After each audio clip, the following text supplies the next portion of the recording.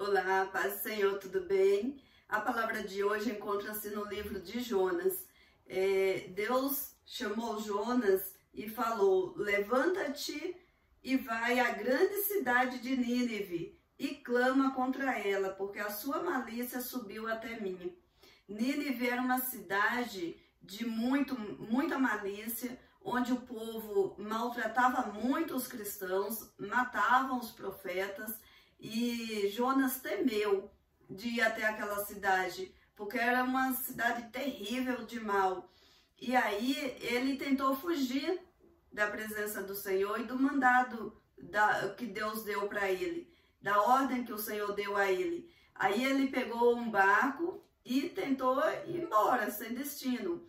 Porém, Deus mandou uma grande tempestade e aquele pessoal entendeu que era por causa de Jonas, jogaram Jonas ao mar. Dali Deus mandou um grande peixe que veio, engoliu Jonas e depois foi e cuspiu na areia.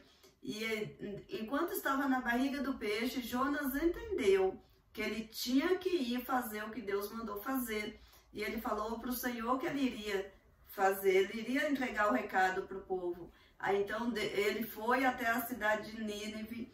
Ao chegar lá, Deus falou para ele: levanta-te e vai à grande cidade de Nínive. Deus falou pela segunda vez: vai à grande cidade e prega contra ela a pregação que eu te disse.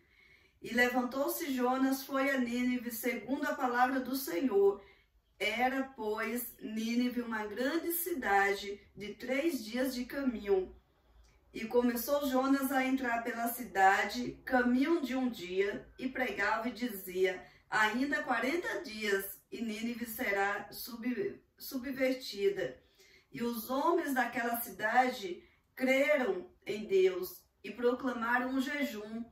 A palavra chegou ao rei, e o rei, ele levantou-se do seu trono, tirou de si suas vestes e cobriu-se de pano de saco e assentou sobre as cinzas.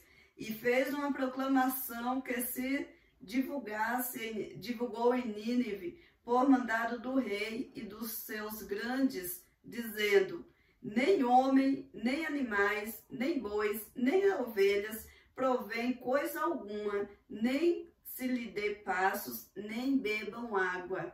O rei proclamou um grande jejum naquela cidade para que Deus tivesse misericórdia deles e Deus não viesse a destruí-los. E Deus ouviu a oração deles. Deus ouviu o clamor. Aquele povo se levantou pedindo perdão para Deus pelos seus pecados e Deus ouviu o clamor deles.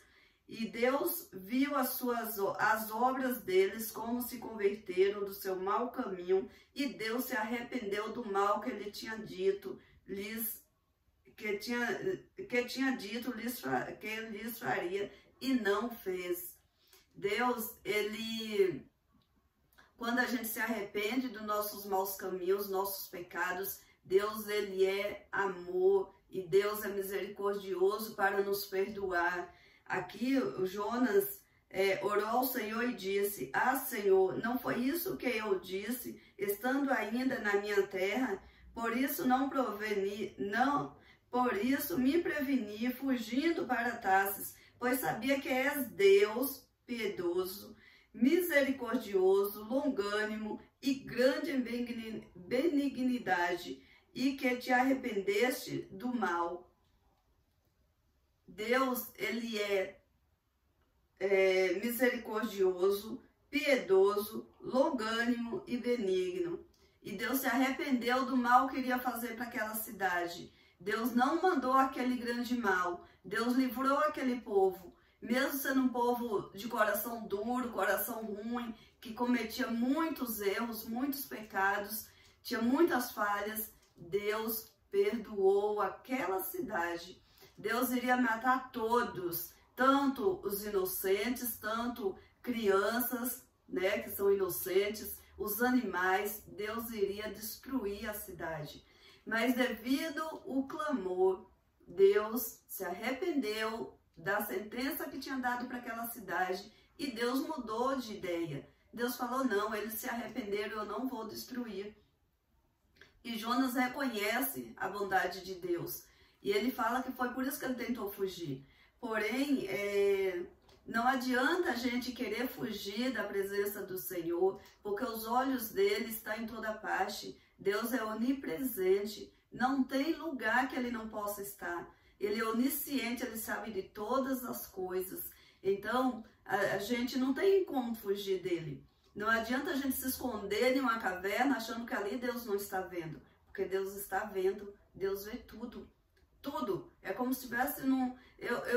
Tem gente que fala de raio-x, mas eu nem diria, porque raio-x, nós leigos olhando, a gente acaba não vendo muita coisa, né? Minha filha acabou de fazer um raio-x ali do pulmão, eu olhei assim, eu não vi nada, pra mim tava tudo feio, né, tudo preto, porém, graças a Deus não tinha nada. Então nós olhando não tem nada, não vê nada, mas Deus, ele olha e ele vê tudo. Ele tem, os olhos dele é como chama de fogo que está sobre a terra, nada passa despercebido diante do Senhor. Então, não adianta a gente tentar fugir, não adianta a gente tentar se esconder. É melhor a gente enfrentá-lo de frente e reconhecer que somos pecadores, que somos falhos, que erramos, pedir perdão ao Senhor, se arrepender do nosso pecado, pedir perdão, mudar de posicionamento, se consertar com Deus, se consertar, que Deus é misericordioso para nos perdoar. Ele não vai deixar de olhar para nós, ele não vai virar as costas para nós. Se nós nos arrependermos dos nossos pecados e pedirmos perdão para ele, ele vem com a sua mão santa, poderosa sobre nós e ele vai nos perdoar. Ele vai tirar todo o pecado sobre nós, ele vai nos dar vitória. Aqui tem a outra parte que segue e eu pretendo amanhã estar falando a respeito do que Deus falou e fez com Jonas. Que o Jonas, ele não ficou feliz de Deus ter tido misericórdia daquela cidade. Aí nós vamos ver como Deus tratou Jonas. Porque nós, seres humanos, mesmo pequenos, achamos que podemos debater com Deus, né? Deus é Deus. Quem somos nós para debater, para questionar alguma coisa? E muitas vezes, na hora da nossa dificuldade, na hora da dor, a gente pergunta a Deus, a gente questiona a Deus, a gente não aceita o que está acontecendo, mas qual é o objetivo de Deus para a sua vida? O que acontece? O que Deus quer fazer através de você e o que você tem feito? Você tem feito igual Jonas? Você está se escondendo ou você está indo fazer a obra do Senhor? Você está dando a cara a tapa e está fazendo o que Deus te manda? Ou você simplesmente está fugindo da presença dele?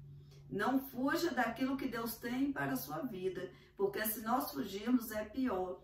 Porque Deus, ele pode nos apertar, ele pode cobrar de nós um posicionamento, ele pode querer que nós façamos o que ele tem planejado para nós. E nós temos que se posicionar.